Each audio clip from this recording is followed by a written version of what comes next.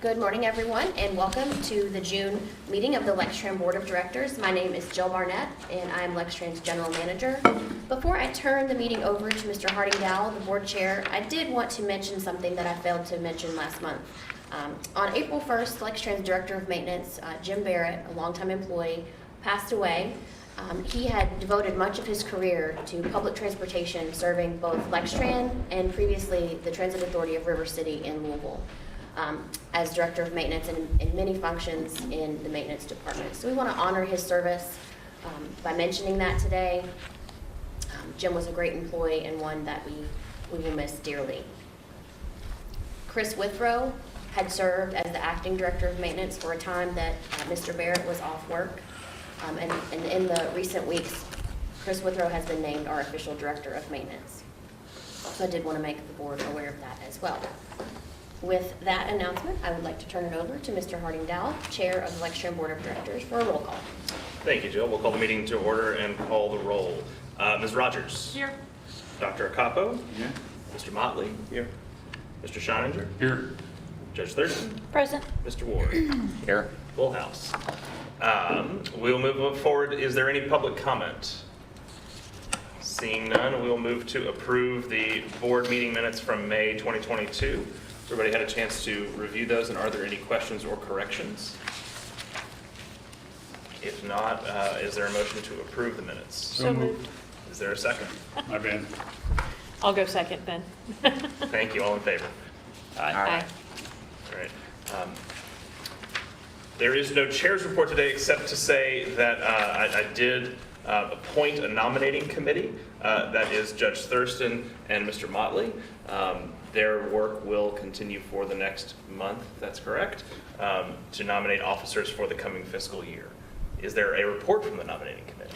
We anticipate making a report, as you said, Mr. Chair, next month, and nominating you and Ms. Rogers as our leadership team moving forward for the next term. Great, thank you. All right, jumping into the performance report.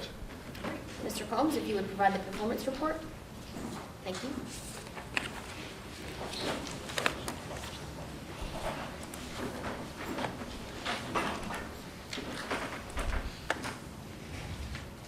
Well, good morning, everyone. Good morning. I'm happy to share with you our performance report for the month of May. Our mission statement: we serve people in our community with mobility solutions. To jump into the highlights for May, the Lexington Fayette Urban County Council approved our fiscal year budget. We prepared and submitted grant applications for the fiscal year 2022 bus and bus facilities and low and no emissions competitive grant programs. We celebrated safe practices in operations and maintenance with our annual Employee Safety Awards. And Jill presented to the Community Transportation Association of America's 2022 Expo, and her presentation was on zero emission vehicles. We had 7 commendations in the month of May. I've chosen 2 here to share with you. The first, I lost my bag on the Hamburg route. I spoke with Angie Jones, who is a customer service representative, who contacted the bus. The operator, Erskine Dorson, looked for my bag and got it. They were able to coordinate so I could meet the bus on the inbound trip to get my bag. These 2 are my heroes. I wanted to send a commendation for the good service I received the other day from your customer service. I was having difficulty making my connection because of the downtown traffic, which had caused my inbound bus to be late. I ended up calling customer service 3 times and talked to Rebecca Floyd, our customer service supervisor, and Cheryl Dawson, a customer service representative. They both helped me figure out where I could catch the bus inbound on its way without me coming to the transit center. Other commendations we received in the month: Cheryl Dawson actually received 3 in total. Joseph Hagens, John Salderas, and Carrie Morris, all bus operators, also received a commendation, so kudos to the staff for the good work in May. To jump into the ridership in May, we were at nearly 200,000 trips on fixed route. We've been talking about underlying indicators that show how our ridership is getting a little bit more like normal or pre-pandemic levels. Part of that is that weekday ridership, and it was up 16% in May of 22 versus May of 21. In total, we did about 22,000 more trips than last May. On paratransit, we were just over 15,000 trips for the month, and that is the 3rd consecutive month that we've been over 15,000 trips.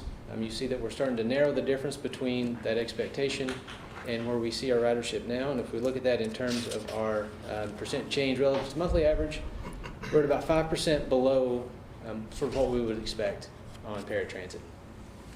For fixed route, we were at about 20% below.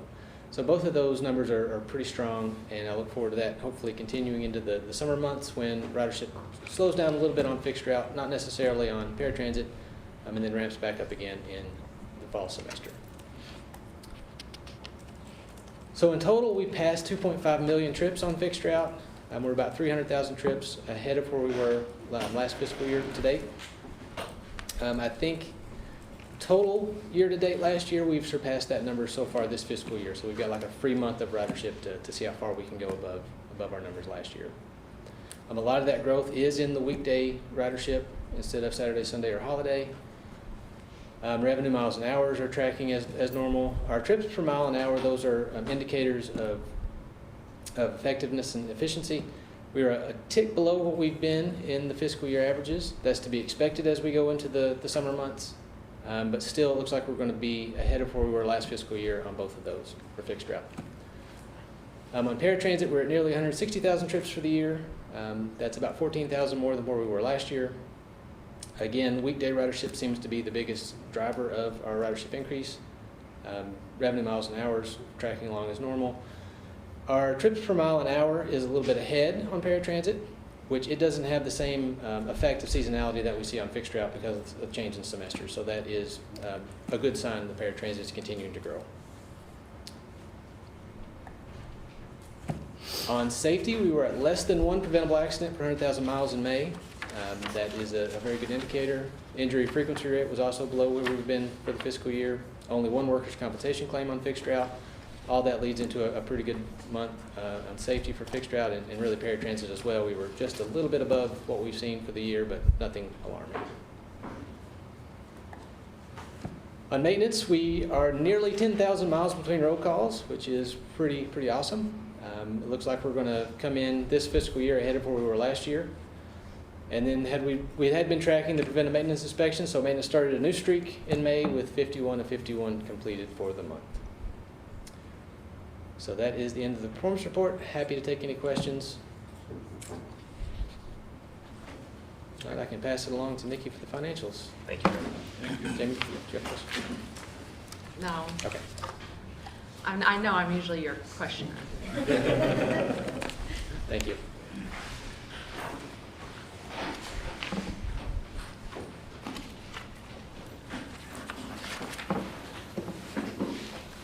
Thank you, Fred. Good morning, everyone. Okay, if we look at the balance sheet for the period ending May 31st, 2022, this is 11 months through the fiscal year. As you can see, our operating cash due to the the federal COVID-related funding, our cash is at a good place at this point in the year. And that is why it's over this point of last year. Otherwise, there are really no changes. Everything else is basically due to timing. But I'll be glad to answer any questions about the balance sheet. Okay, we'll move on to the revenue and expenses. We're very happy that our property taxes continue to increase. Little by little. We usually don't get a lot of funding this time of the year because most of our funding comes in November and December, but we've seen little amounts come in due to timing of taxes and also some motor vehicle taxes, things like that. So we have exceeded the budget for the year. The total budget for the year was 2.2, and we are at 2.6, so we're very pleased with that. Passenger revenue, as Fred mentioned, is up, and we've exceeded budget for that too. We budgeted about $784,000 for the entire year, and we've reached almost $890,000. So we're very pleased with that also. Some of our expenses, most everything still continues to be under budget. We're under budget by $852,000 at this point. Some of the things that we, of course, watch every month. Diesel fuel at this point is still under budget. I expect that number to be over budget next month. We've seen an average of about $4.45 for the month of May. So that is the highest that we've seen, probably the highest I've seen ever. So we also, the fuel other, that is our CNG and our gasoline vehicles. The only vehicles that we have are gasoline are some of our support vehicles. But as you know, the gasoline has gone up too, so we've seen a little bit of an increase there. CNG has gone up some, but nothing like diesel and gasoline. So we're still very happy to have those vehicles. As far as everything else, our paratransit at this point is still under budget, and I'll be glad to take any questions that you have. I have a question, Nikki. Uh-huh. The 500,000 under budget on professional services at 560, is there anything specific we were going to do that we didn't do, or is it just, I forget what all goes into that professional services? Most of that is for the engine rebuilds. Some of the buses, we have not had the ability to send some of those buses with the timing. Chris and I have talked about that quite a bit. He has tried to send as many as he can in June while the UK service is out to be able to spend some of that money. But most of that is timing. We usually budget for so many of them, but sometimes we can't get to them. So it wasn't necessarily that we weren't doing, like we had budgeted to get so many done, or it's just, so, and Right. a lot of those will get done in June. That's what Right. I'm hearing.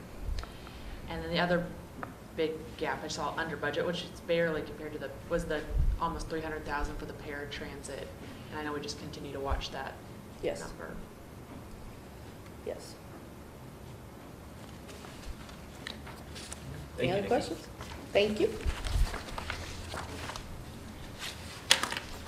All right, moving to our action items for this month. First up is Resolution 2022-11, an update to the Lextran vacation policy. Jill, do you want to give us the rundown on this? Yes, I will. Resolution 2022-11, which is out of order with some of the other resolutions that I mentioned last month, is a revision to the vacation policy for administrative employees. The primary reason for this revision is simply to streamline some language that was a bit unclear. It also clarifies some longstanding policies, or practices rather, that had been in place but may not have been explicitly stated in the existing policy. So we wanted to clean that up, put it in a bit more of plain language, easy to understand for folks coming on board, easier to understand and make sure folks were also on the same page in the event that we have transitions in the people that are administering those policies. As many of you know, Lextran had a longtime director of human resources who was here for 54 years. Then we had someone else who served with us for about 2 to 3 years, and then Nikki, who has stepped into that role in addition to her director of finance roles. So we just wanted to make those things clear for all parties and clean that up for employees. So I provided you with the red line version as requested, and also gave you some clear versions that might make that a little bit easier to read. If anyone has any questions, I would be happy to try to address those and go from there. I'm assuming HR and the lawyers have looked through this? Yes, both Okay. HR and Scott Schutte, Addison's partner at McBrayer, have reviewed the policy. Perfect, thank you.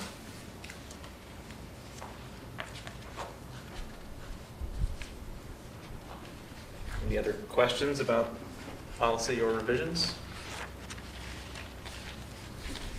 If not, then I would entertain a motion to approve Resolution 2022-11. Make a motion. Second. Thank you. All in favor? Aye. Thank you very much. Right, thank you, board members.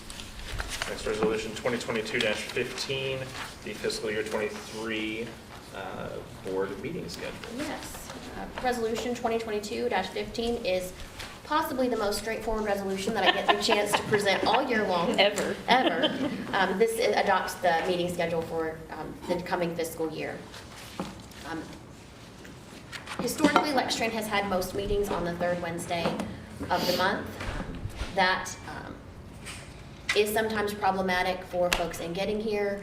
I will also disclose that in some months, depending on the timing of the month, it makes it very hard to ensure that the board has accurate information because of the number of work days that we have to produce the packet. For example, June was one of those days, and I think we had 8 days to compile all the information and correct that in order to get it to the board in time.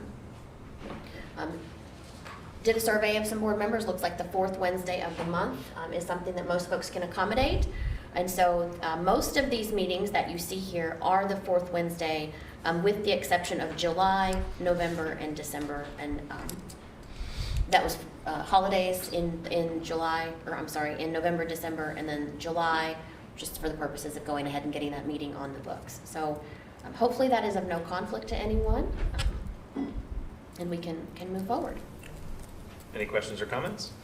I have one question on the first work session, Yes. if needed. Is there a reason why it's that week and not the following week? There's a 2-week gap, I'm sorry. That's a mistake on my part. So should we edit that to be, The 19th then? We can hold it that date, or we can hold it on the 19th. I definitely can't come on the 12th. can anybody definitely not come on the 19th? All right, we will make that change then for the October work session, if that is held, to take place on October 19th. And obviously, we will update the board as it gets closer to that date and determine whether or not we need that. So with that edit, is there a motion to approve 2022-15? I'll move. Lindsay Thurston. Thank you. Is there a second? Second. Thank you. All in favor? Aye. Thanks very much. Third and final resolution, 2022-16, which I'll describe in lieu of Jill, is an increase in our contract with TransDev. I think I've talked with each of you, or George has, over the last week about ensuring that we understand the expanded and enhanced management services being provided by TransDev. Is there a motion to approve this resolution? I'll make a motion. Lindsay Thurston. Thank you. Is there a second? Second. All right, all in favor? Aye. Aye. Thank you. All right, I do not see any old business, I do not see a change order report. Is that correct, Jill? There is no change order report this Okay. month. And is there any old business? I do not have any old business. Not seeing any new business either. Would you run us through the proposed agenda items upcoming?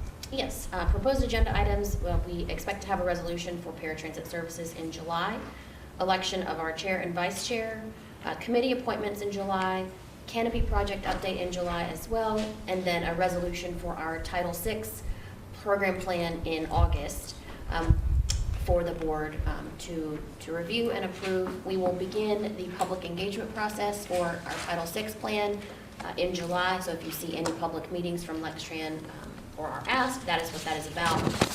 Having our Title VI program and policy in place is a federal requirement, and we are due for an update in October.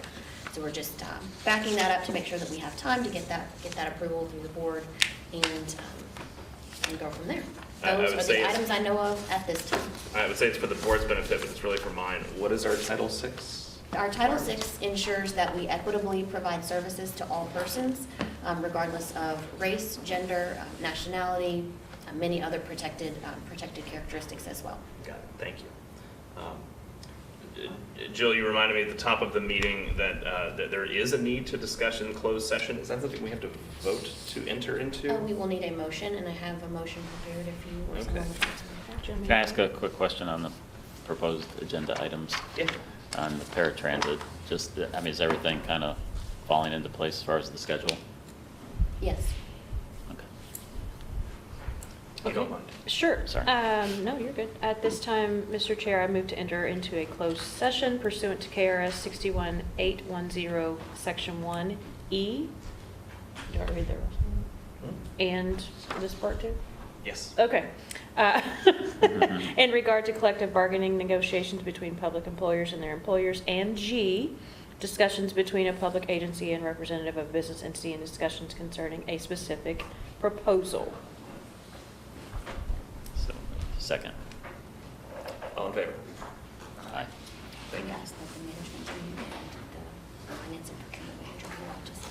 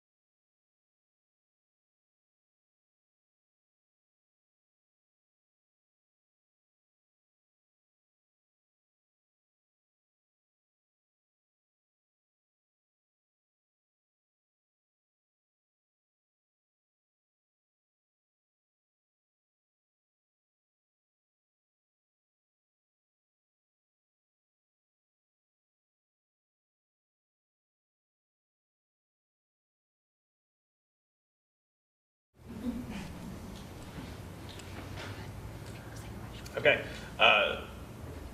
No action was taken during closed session. There is a motion on the table, Mrs. Rogers. I move to direct the general manager to appoint a designee from the Finance and Purchasing Department to begin negotiations with a contractor for paratransit services prior to the July 20th board meeting. So moved. Second. All in favor? Aye. Thank you very much. We are at the end of our agenda, and we stand adjourned. All right. Thank you. Thank you.